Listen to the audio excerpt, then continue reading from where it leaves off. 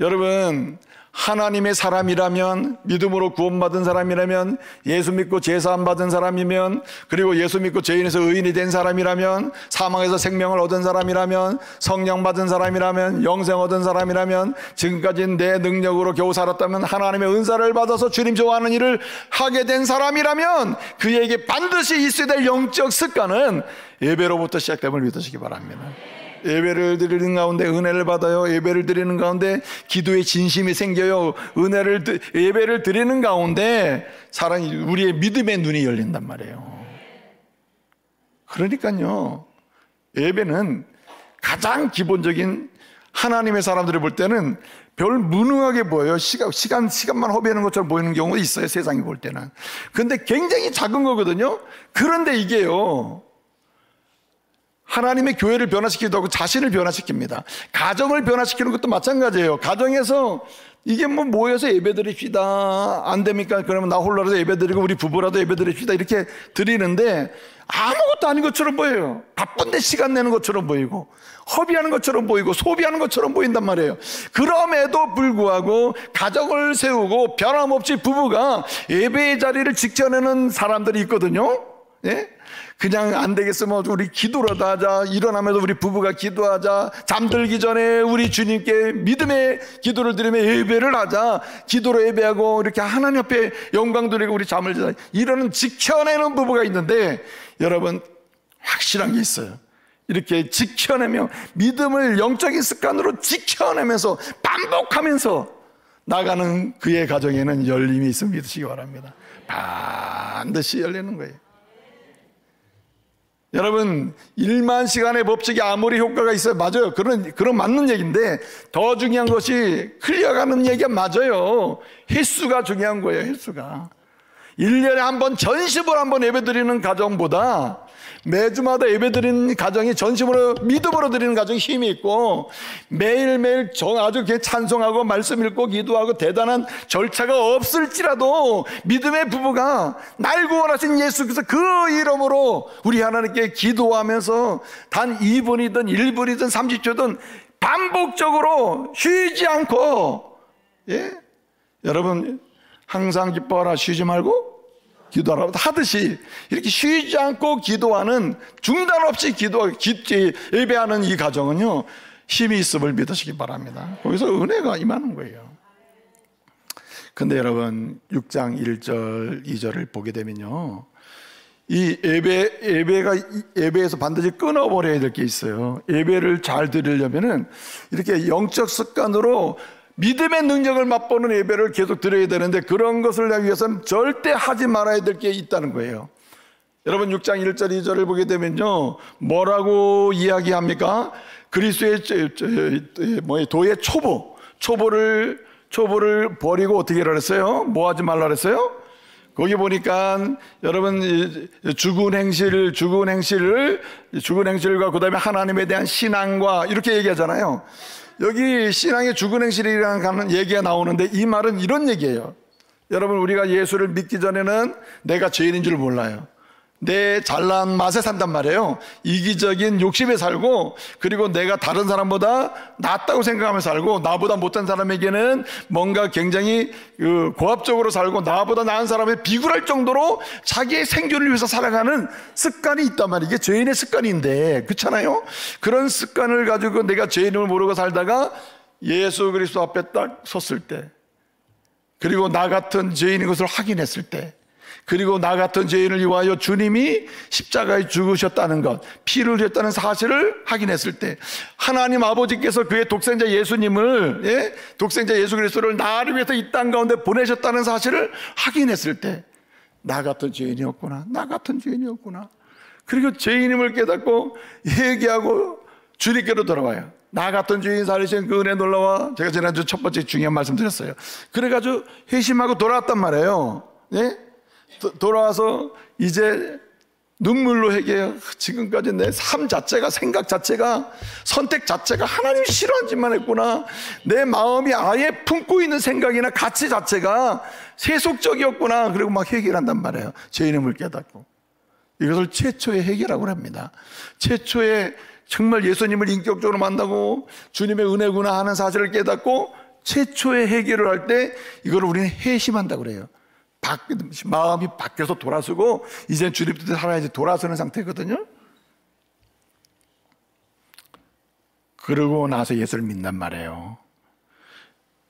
그리고 그 고백을 하고 예수밖에는 구원자가 없습니다 고백하면서 세례도 받고, 그리고 하나님의 자녀로서 살아가게 되는데, 그리고 예수를 믿은 지 2년 되고 3년 되고 10년이 됐는데도 예배 드릴 적마다 맨날 나와서 하는 기도 중에 고백이 뭐냐면은, 예? 나는 옛날에 이런 아주 못된 놈이에요. 아주 못된 놈이에요. 맨날 그것 때문에 우는 거야.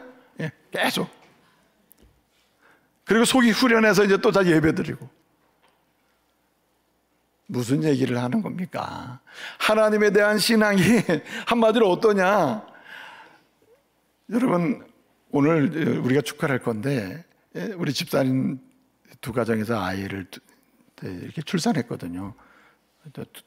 딸이 이제 출산했는데 얼마나 이쁩니까? 이 딸이 이렇게 태어났단 말이에요. 이 아이가 자라서요, 태어나서 이제 엄마 아빠를 신뢰하며 살잖아요. 엄마 아빠 때문에 내가 이 땅에 태어나서 엄마 아빠 고마워 이러고 이제 산단 말이에요. 그런데 엄마 아빠를 만나기만 하면 엄마 아빠 날라가서 고마워요, 태어나서 고마워요. 맨날 이 얘기만 하고 있는 거예요. 그 다음에 또 10년이 지나서도 엄마 아빠 날 나가서 고마워요, 태어나서 고마워요. 그 엄마는 걱정하는 거야. 야, 제발 이제 나이에 맞게끔 네 좀 공부 좀 하고 나이 맞게끔 취업도 해야지. 맨날 나한테 얻어먹고 있으면 되냐? 나이가 20살이 되고 30살이 됐는데 계속 집도 안 떠나고 계속 나한테 이러고 있으면 되냐? 예? 엄마 감사해요. 먹을 거 입을 거 다 줘서 고마워요. 40이 돼서도 엄마 아빠 고마워요. 먹을 거 입을 거 다 줘서. 자, 이러면 돼요, 안 돼요? 안 된다는 거예요. 그러면서 엄마 같은 분 세상에 없어요. 먹을 거 입을 거 다 주고. 이 얘기를 지금 하는 거예요, 지금. 그리스도인이 이렇게 사는 그리스도인이 너무나 많다는 거예요. 이런 예배는 믿음의 능력이 없는 예배라는 거예요. 맨날 태어난 상태에 머무르는 거예요. 근데 오늘 이 1절, 2절 말씀의 핵심은 뭐냐면 이런 얘기예요. 태어나서 정말 자기가 죄인임을 깨닫고 주님의 은혜로 태어나서 영적인 신생하잖아요. 태어났을 때, 그리고 나서 너무나 감사하구나. 그리고 때를 따라서 말씀을 받으면 먹으면서 어떻게 자라야 되잖아요. 처음에는 초보적으로 이 기본적인 말씀을 받고 자라서 나중에는 어떻게 합니까? 스스로 주님이 좋아하는 일을 선택하기도 하고 주님이 기뻐하는 일을 하기도 하고, 다른 사람, 내가 지금까지 주님 통해서 양육만 받았다면 다른 사람을 도와줄 수 있을 정도로 어떻게 돼요? 잘해야 된다는 거예요. 할렐루야. 그래서 여러분 마태복음 5장 14절에서 16절까지 보게 되면요, 핵심적인 말씀은 너희는 세상의 빛이요 너희는 세상의 소금이요. 한마디로 자녀로서 자라가지고 역할을 하는 것, 이것이 이 역할을 할 수 있도록 이 믿음으로 드리는 예배는 그런 능력이 있단 말이에요. 그런데 그 능력을 제어하고 그 능력을 채워하지 못하게 만드는 게 뭐냐면 맨날 그 자리에 있는 거예요. 주님 우유 주세요. 예? 지금 우리 교회에도 없습니다. 죄송합니다. 서울 가면 많아요.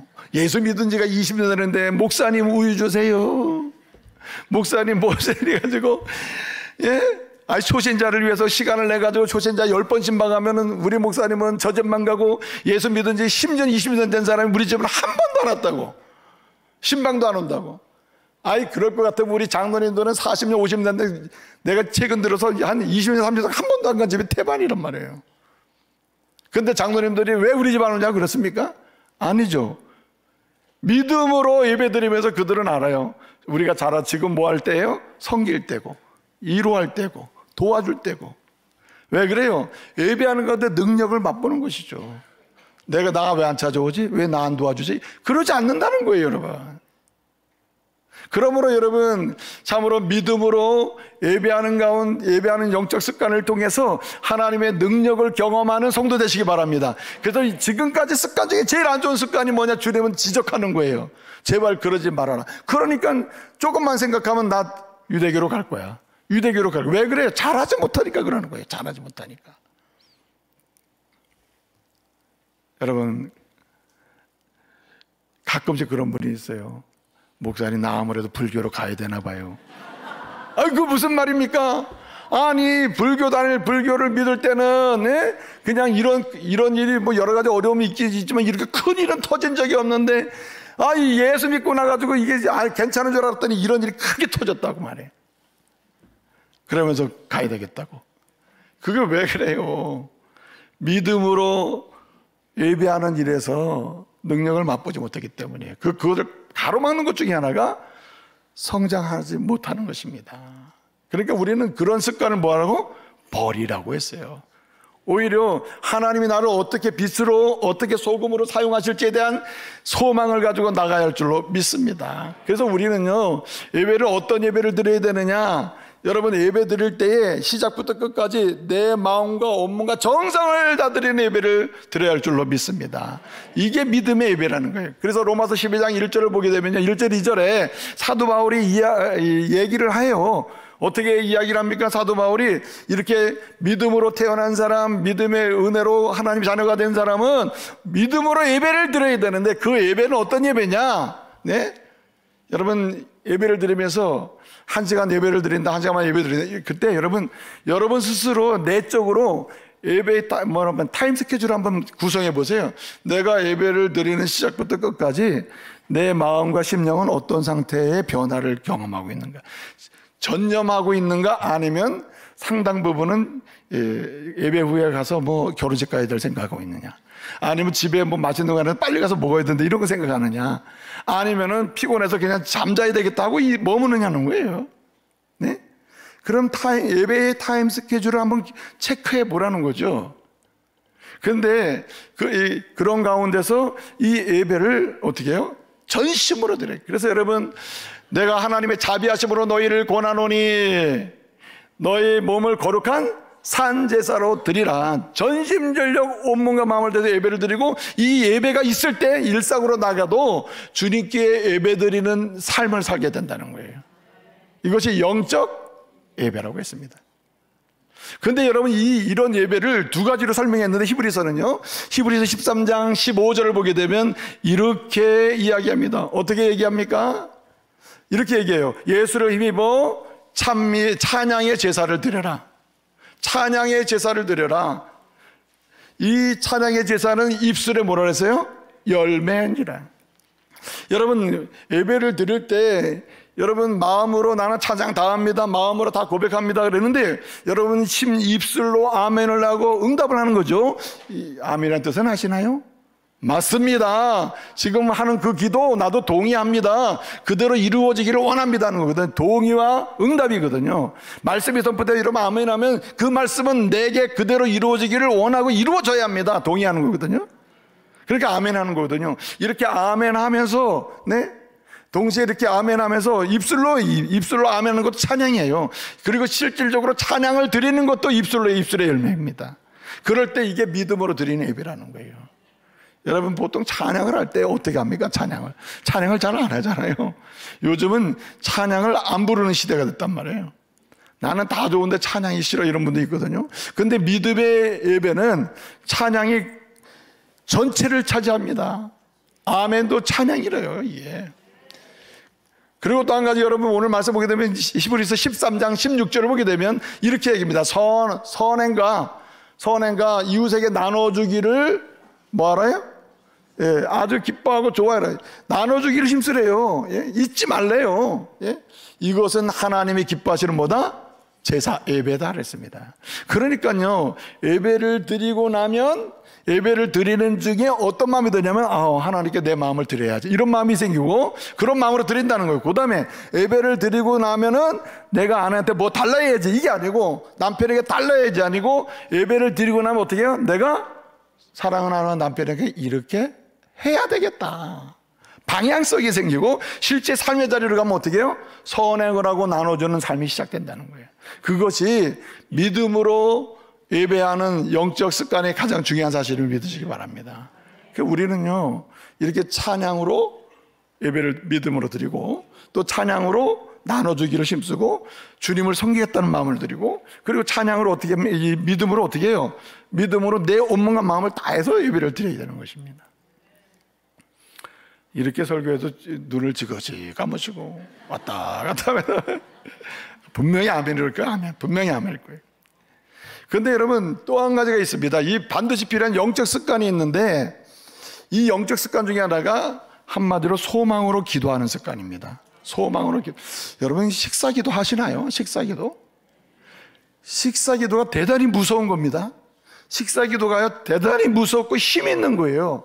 여러분 식사기도 얼마나 합니까? 1분 하시는 분 상을 드리고 싶어요.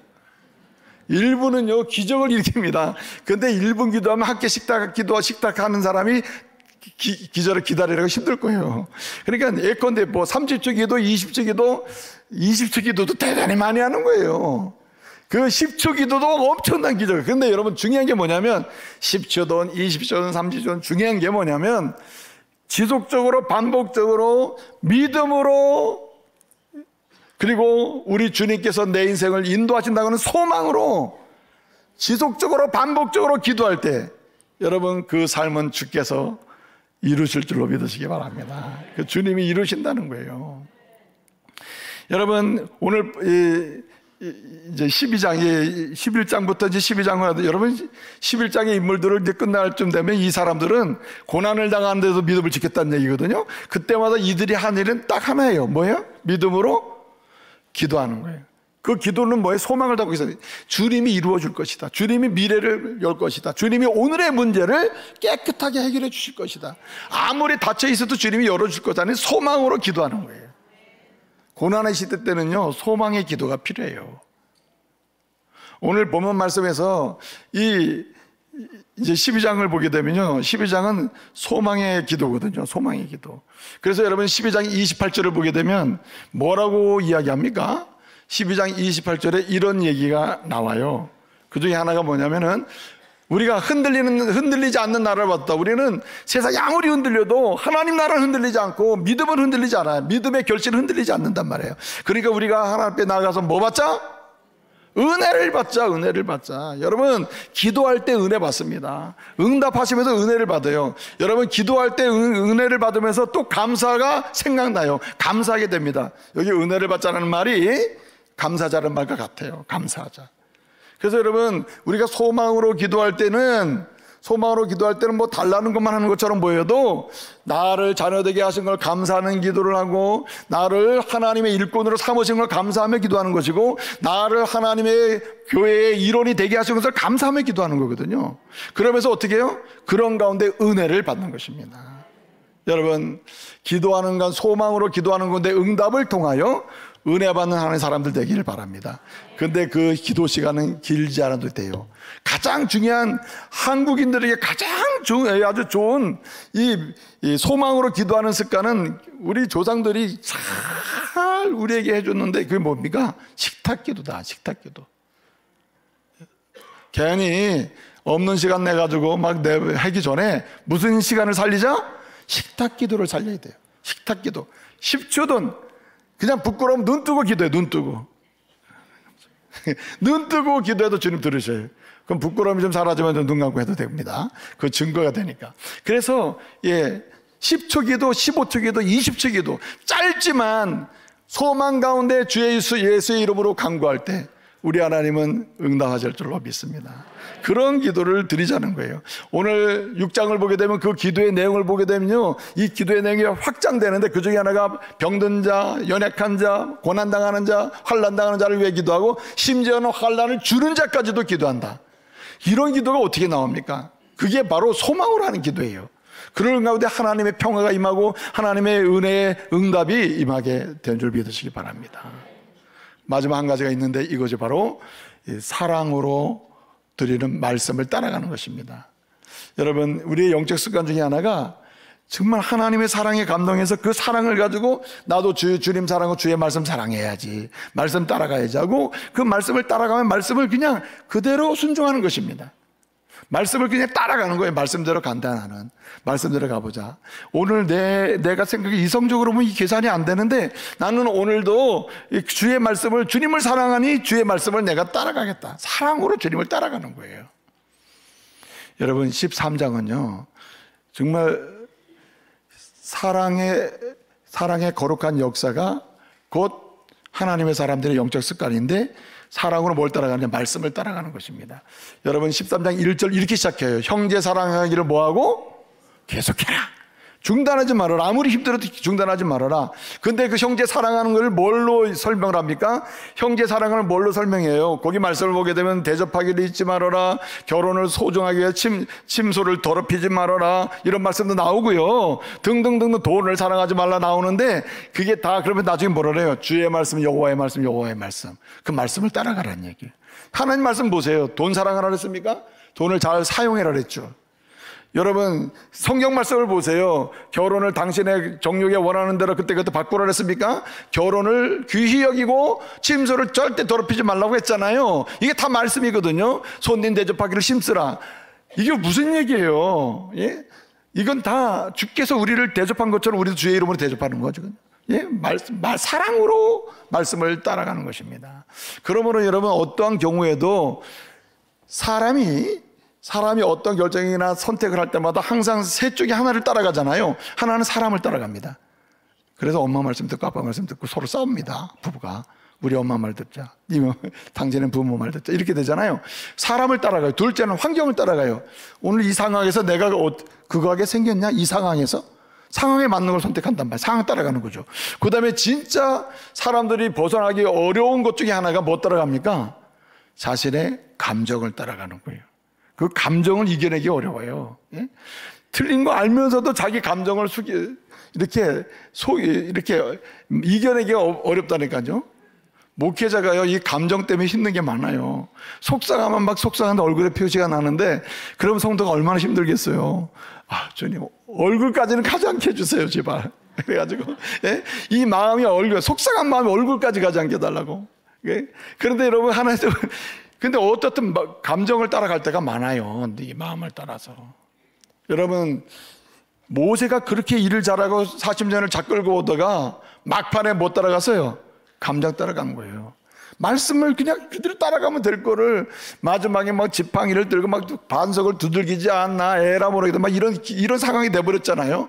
하나님 너 가나안 땅에 못 들어가겠다 하시지 않습니까? 네? 그래서요 절대로 우리는 어떤 상황에서도 감정 따라가서는 안 된다. 여러분 상황 따라가서도 안 돼요. 환경을 따라가서 응답을 하다 보면 절대 안 된다. 환경을 해석할 수 있는 말씀이니까 말씀을 따라가야 된다. 여러분 잠언 14장 12절 말씀 보게 되면 우리가 보기에는 굉장히 옳게 보이거든요. 바르게 보여 이 환경 자체가 괜찮게 보이거든요. 그러나 그 길을 따라가면 멸망의 길이 온다 그랬습니다. 그게 못 따라가는 말이에요. 지금 해석이 좀 어려워도 말씀을 따라가야 된다는, 말씀을 벗어나지 말라는 얘기거든요. 여러분 한번 보세요. 어떤 경우에도 네, 여러분 이 바울 같은 경우에는 일을 하다 보면 사람 따라가고 사람에게 맞춰주는 게 제일 좋아요. 그러면 목회가 편하거든요. 성도들이 원하는 대로 해주면 제일 편해요. 이게 무슨 복을 받든 말든 해서 원하는 대로 해주면 제일 편해요. 근데 바울이 얘기해요. 갈라디아 교회 성도들 그렇겠죠. 우리가 원하는 게 이건데요. 바울이 뭐라 그럽니까? 너희가 원하는 건 못 해주겠다. 왜냐? 당신들이 그러면 당신도 망하고 나도 망한다. 멸망의 길이다. 그럼 우리가 모두 잘 되는 길이 뭐냐? 우리는 사랑으로 주님의 말씀을 따라가야 돼. 주님 사랑하면 그 사랑을 가지고 그 말씀을 따라가야 되는 길밖에 없다는 거예요. 그래서 뭐라고 얘기합니까? 이렇게 얘기하잖아요. 절대 말씀을 따라가야 된다. 사람 따라가면 안 된다. 사람 따라가지 말라고 하니까 뭐라 해요? 그렇게 얘기하잖아요. 갈라디아 1장 10절에 내가 사람에게 좋게 하랴 하나님께 좋게 하랴 사람을 기쁘게 하랴 사람을 기쁘게 하는 목회를 했다면 나는 그리스도의 종이 아니다. 이 말을 거꾸로 하면 그리스도의 은총을 받을 수가 없었을 것이다. 이렇게 얘기하는 거예요. 그럼 어떻게 됩니까? 그러니까 절대 사람을 따라가면 안 되고 말씀을 따라가야 할 줄로 믿습니다. 예수를 따라가야 된다는 예수를. 그리고 또 이렇게 뭐라고 얘기해요? 절대로 사람 따라가지 않을 뿐만 아니라 환경도 따라가지 말아라. 또는 감정을 따라가지 말아라. 그렇게 얘기하는 거 아니에요. 어떤 경우에도 그래서는 안 된다는 거죠. 그래서 여러분 그 찬송가 86장에 보면 이제 말씀을 마치겠습니다. 그 86장에 이렇게 얘기했어요. 어떠한 경우에도 예수를 의지하고 그 말씀을 따라가며 그에게 기도하는 게 좋겠다. 그것밖에 길이 없다는 거예요. 여러분 2025년도 여러분 습관 되시기를 말씀으로 축복합니다.